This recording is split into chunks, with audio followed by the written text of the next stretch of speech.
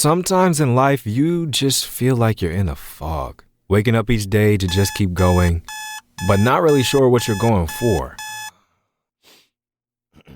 You have an idea of what you want, and sometimes you get really excited about it, and then life happens and things get blurry again.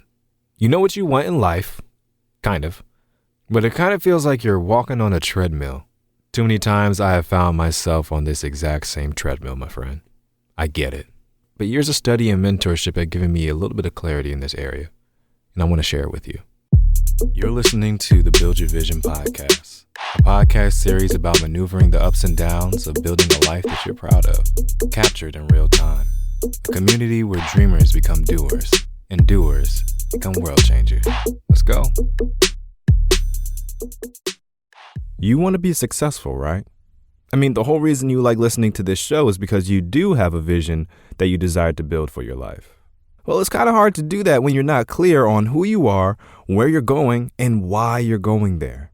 The biggest box office hits of all time have, more often than not, been superhero movies. Especially recently, superhero movies have been killing the game. It's been the most consistent success in theaters. There's nothing quite like watching a hero you love overcome adversity and save humanity from impending doom. It's not only the impending doom that captivates us, but it's the internal battle within the hero and the relatable obstacles he or she faces when trying to solve a problem. But what many people are failing to realize is that hero stories aren't only successful in theaters. They're also successful in real life. And they don't happen by chance of who just happens to have superpowers. They are created by choice. And the difference between you being successful or not is determined by whether you choose to be a hero or not. It actually is that simple. And here are 3 reasons why. The first reason, being a hero gives you a story to live into. You are a storyteller. A story is an account of incidents or events. We're all storytellers. Whether you consciously realize it or not, you tell yourself a story every single day. It's how we as humans conceptualize reality, the earth, existence itself. It's all part of a narrative that we construct in order for us to comprehend our surroundings and preserve ourselves day to day. Storytelling is a survival mechanism. And storytelling isn't only how we understand the world, but it's also how we communicate in it. If you want to communicate a thought, you, the sender, give a contextually sound account of an incident or event that adds an element to the story of the receiver. Yes, we are communicating stories within stories within stories. But the majority of the day, we are the primary sender and receiver of our own stories. This means the quality of our days and subsequently the quality of our lives is based on the stories we tell ourselves. Everyone is the main character of their story. You will never, ever be the most important character in someone else's story, but you will always be the most important character in your own. To some, this might sound narcissistic, but it's not. Trust me. It's how humans were created. And if this weren't the case, it would be hard to survive. No matter how hard you try to dispute the fact that the majority of your daily thoughts are selfish, you will fail. Even if you constantly live in a state of self-sacrifice, you are making that decision based on selfish reasons. It's because of your love, your fear, your assumptions, your environment. The list can go on and on. You are the most important person in your world. And that's okay. And for all the holier than thou people listening to this show who might be thinking, oh no, God is the most important person in my life. I don't know why where'd that granny voice come from? If you're just thinking that God is the most important person in your life, stop lying to yourself and stop lying to God. God doesn't need you. You need him. You don't prioritize God because he needs you. You prioritize God because he wants you to, because he knows you need him. God gave commandments to benefit you. Even God knew that a relationship with him would need to fit within the story that we tell ourselves. Religion benefits you, not God. All right, I'm going to get off my soapbox now. So now that we established that everyone is the main character of their story, we also need to establish what it means to be a hero in that story. We're going to take a quick break to hear a word from our sponsor. Whether you admit it or not, everyone has a desire to be the person that saves the day in their personal life story.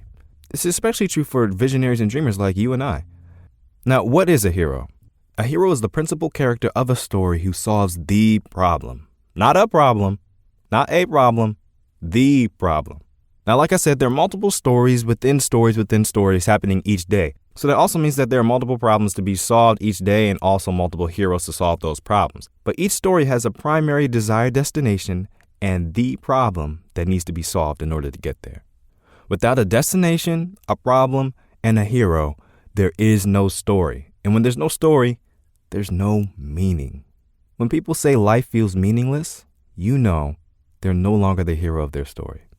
They're just a character in someone else's. If you want a reason to get out of bed each day, you have to position yourself as the hero, and you have to view your life as a story.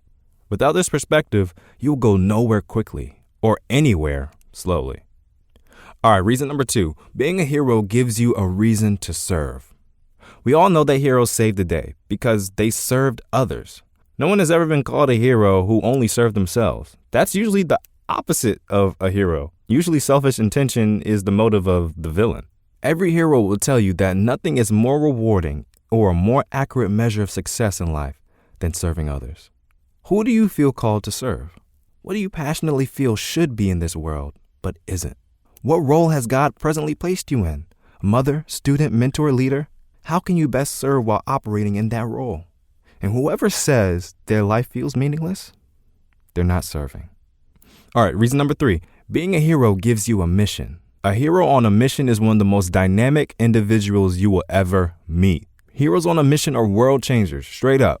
The most influential people in history have all been heroes on a mission. Dr. King, Einstein, Harriet Tubman, Nelson Mandela. Hell, even, you're not going to like this, but Hitler.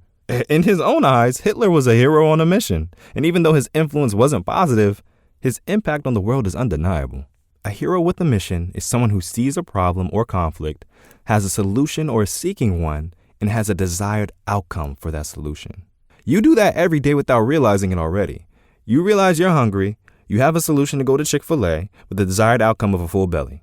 Our days are full of little missions and we don't even see it. But what we're going to dive into in the future episodes is how to determine and establish an overarching mission that God has put in place for you so that you can be the author of your own story, not just a character in someone else's. My friend, listen to me. You are a hero. As you go throughout your day, tell yourself a positive story, serve others, and move like you're on a mission. That's how you build your vision. All right, guys, I'm excited to dive deeper into this. I'll see you in the next episode. Executive production by Clee Davis. Music production by Clee Davis and Krishna Hernandez. The Build Your Vision podcast is a product of Build Your Vision, LLC.